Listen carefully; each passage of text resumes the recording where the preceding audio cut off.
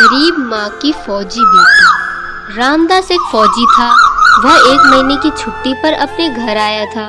रामदास की पत्नी मालती 7 महीने की गर्भवती थी। मालती देखना, हमारा भी एक बेटा होगा और मैं उसे फौजी बनाऊंगा। हाँ हाँ, आपका बेटा है, जो चाहे वो बनाना, लेकिन अगर बेटी हुई तो?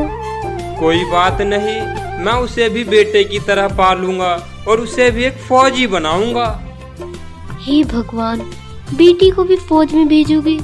मालती, बेटा हो या बेटी, जो भी होगा मैं उसे देश के सेवा में लगाऊंगा। तभी बॉर्डर से रामदास के बॉस का फोन आता है। Yes sir. जय हिंद रामदास। रामदास, तुम्हारी छुट्टी कैंसिल कर दी गई है। यहाँ दुश्मनों ने हमला कर दिया है, तुम्हें अभी वहाँ से निकलना होगा। जी सर। मालती, मुझे जाना होगा, भारत माता ने मुझे बुलाया है, तुम अपना ख्याल रखना। और रामदास अपनी फौजी की वर्दी पहनकर बॉर्डर के लिए निकल जाता है। नम आंखों से मालती और रामदास के माता पिता उसे विदाई देते हैं।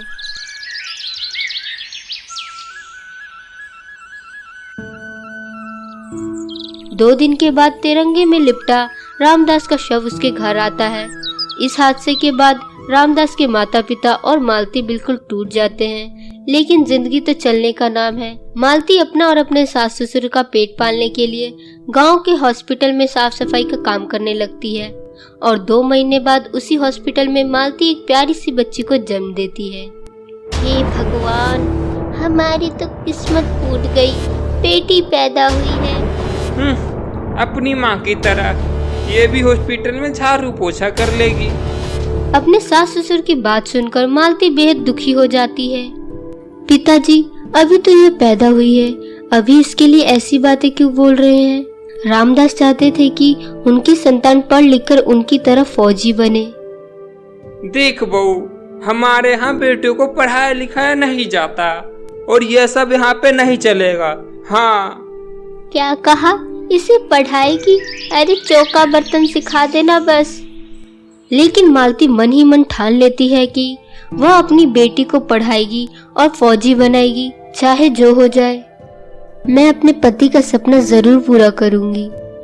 मालती अपनी बेटी राधा को रोज अपने साथ हॉस्पिटल ले जाती और उसे वहीं सुलाकर अपना काम करती। धीरे धीरे राधा हॉस्पिटल में बड़ी होने लगी और वहाँ डॉक्टरों और नर्सों के साथ खेलती। नर्सें उसे खूब प्यार करती और उसे पढ़ना भी सिखाना शुरू कर दिया। बोलो, का से कबूतर, का से कबूतर, खा से खरगोश, खा से खरगोश, गा से गमला, गा से गमला। मालती राधा का नाम गांव के स्कूल में लिखवा देती है।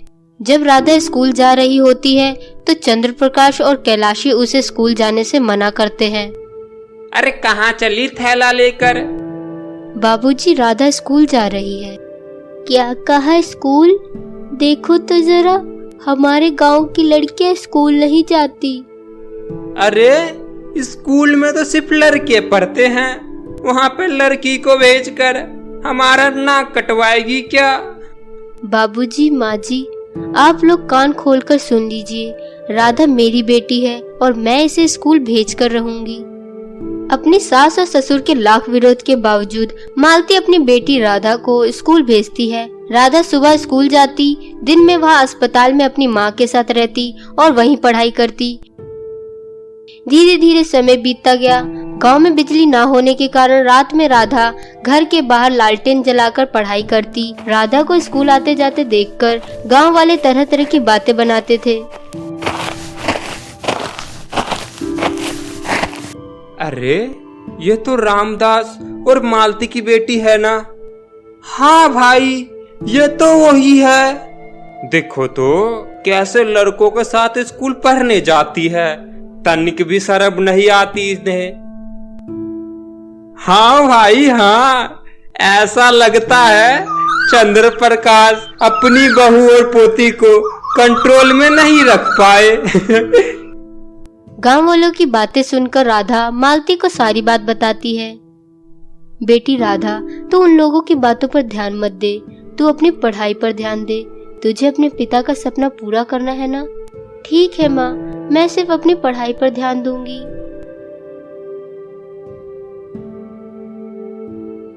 राधा काफी मेहनती थी और पढ़ाई में हमेशा अव्वल आती थी। माँ देखो, मुझे 100 में से पूरे 99 मार्क्स मिले हैं। बस बेटी, इसी तरह से आगे बढ़ती जा। और मालती खुशी से राधा का माथा चूम लेती है। राधा पढ़ाई करने में इतनी खो जाती है कि उसे खाने पीने का भी होश नहीं रहता है। राधा बेटा, खाना खा ले। थोड़ी देर में खा लूंगी माँ, जरा इस प्रश्न का हल निकाल लूं। राधा बेटा, समय पर खाना खा ले, बहुत जरूरी है। तू स्वस्थ रहेगी तभी तो तेरा दिमाग भी स्वस्थ रहेगा और तू अच्छे से पढ़ाई कर सकेगी। मालती राधा के मुंह में निवाला डालकर उसे खाना खिलाती है। यह सब देखकर चंद्र प्रकाश कहता है, इसे इतना सर पे मत चढ़ा, दूसरे के घर जाना है इसे घर का काम काज सिखा दे, वो ही इसके काम आएगा। अपने ससुर की बात का मालती कोई जवाब नहीं देती है और वहाँ से चली जाती है। मालती दिन रात भगवान से यही प्रार्थना करती है कि उसकी बेटी पढ़ लिख कर एक दिन फौजी जरूर बने। राधा की स्कूल की पढ़ाई पूरी हो गई थी। माँ, मैं आगे की पढ़ाई के लिए शहर जाना चाहती हूँ। जरूर मेरी बच्ची। खबरदार, इस घर में अब तेरी डोली उठेगी, तू शहर नहीं जाएगी। अब जल्दी इसके हाथ पीले कर दो, इससे पहले कि यह हाथ से निकल जाए। लेकिन मालती राधा के आगे ढाल बनकर खड़ी हो जाती है। राधा शहर जरूर जाएगी और खूब पढ़ाई करेगी। मेरे होते हुए मेरी बेटी को पढ़ने से कोई नहीं रोक सकता। मालती जिस अस्पताल में काम करती थी, उसने वहाँ के डॉक्टरों और नर्सों से मदद मांगी। हाँ, हम तुम्हारी जरूर मदद करेंगे। और अस्पताल की तरफ से राधा की पढ़ाई के लिए मालती की सैलरी बढ़ा दी जाती है और राधा कॉलेज की पढ़ाई करने के लिए शहर जाने की तैयारी करने लगती है। राधा अपने पिता रामदास की तस्वीर के सामने हाथ जोड़कर प्रणाम करती है और कहती है, पिताजी, मुझे आशीर्वाद दीजिए कि मैं भी आप ही की तरह फौजी बनकर इस गांव में लौटूं। राधा मालती के पांव छूकर आशीर्वाद लेती है। वह अपने दादा दादी के भी पैर छूती है, लेकिन वे राधा को आशीर्वाद नहीं देते और अपना पैर पीछे हटा लेते हैं। आंखों में आंसू लिए राधा मालती की तरफ हाथ हिलाकर शहर की तरफ निकल जाती है। शहर जाकर राधा ने कॉलेज में दाखिला ले लिया था। अपने माता पिता के सपने को साकार करने के लिए दिन रात मेहनत से पढ़ाई करती। रात को हॉस्टल में सारे बच्चे सो जाते, राधा तब भी लैंप की लाइट में पढ़ाई करती। और एक दिन राधा ने फौजी की परीक्षा के लिए फॉर्म भरा और समय आने पर परीक्षा भी दी। थोड़े दिन बाद रिजल्ट भी आ गया और राधा का नाम पहले स्थान पर था। राधा खुशी खुशी मालती को फोन करती है, माँ, फौजी की परीक्षा में मेरा सिलेक्शन हो गया। क्या? मैं तो खुशी के मारे मर न जाऊं। बेटी, आज तूने अपने पिता का सपना पूरा कर दिया। माँ, मेरी ट्रेनिंग पूरी हो जाने दो, फिर मैं घर आऊंगी। ठीक है बेटी, खूब मेहनत करना।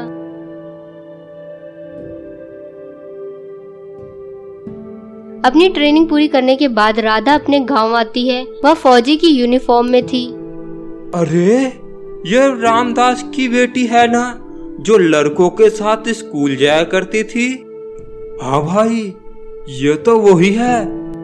अरे, ये तो फौजी बन गई। हमारे गांव की पहली लड़की है जो फौजी बनी है।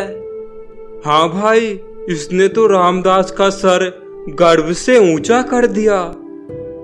गांव वाले राधा को देखकर बहुत खुश होते हैं और राधा को रास्ते में रोककर उसे सैल्यूट करते हैं। राधा भी गांव वालों को सैल्यूट करती है और अपने घर की तरफ चलने लगती है। लेकिन आज राधा के पीछे पीछे पूरा गांव चल रहा था। राधा जब अपने घर पहुंची तो उसने मालती को सबसे पहले सैल्यूट किया।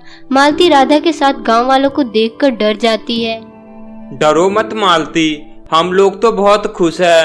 राधा ने न केवल अपने खानदान का नाम रोशन किया है, बल्कि इसने पूरे गांव का नाम रोशन कर दिया। और हाँ मालती, हम लोग भी अपनी अपनी बेटियों को राधा की तरह बनाएंगे। गांव वालों की बातें सुनकर मालती बहुत खुश हो जाती है। राधा के दादा दादी चंद्र प्रकाश और कैलाशी वहां आ जाते हैं। राधा उनके पैर छूकर उनका आशीर्वाद लेती है तो वह दोनों राधा को गले लगा लेते हैं। राधा के फौजी बनने की खुशी में गांव वाले राधा को शानदार सा तोहफा देते हैं और राधा का बहुत सम्मान करते हैं। आज रामदास का सपना पूरा हुआ। बेटी मुझे माफ कर देना, मैंने तुम्हें बहुत गलत समझा। कुछ दिन गांव में रहने के बाद राधा अपने पिता की तस्वीर के आगे हाथ जोड़कर रामदास का आशीर्वाद लेती है और अपने दादा दादी और अपनी माँ मालती का आशीर्वाद लेती है और राधा भारत माता की सेवा में निकल जाती है। इस बार गांव से बाहर जाते समय सभी गांव वाले हाथ हिलाकर राधा को विदा कर रहे थे। तो मेरे प्यारे दोस्तों, कैसी लगी आपको हमारी कहानी? हमें कमेंट करके जरूर बताएं। और हाँ दोस्तों, अगर आपको हमारी कहानी अच्छी लगी हो तो इसे अपने दोस्तों के साथ भी शेयर करें। और अगर आपने अभी तक हमारे चैनल को सब्सक्राइब नहीं किया है तो जल्दी से नीचे लाल बटन दबाकर सब्सक्राइब कर ले और बेल आइकन दबाना ना भूलें। तो मिलते हैं फिर किसी नई कहानी के साथ। तब तक आप लोग अपना ख्याल रखिए। धन्यवाद।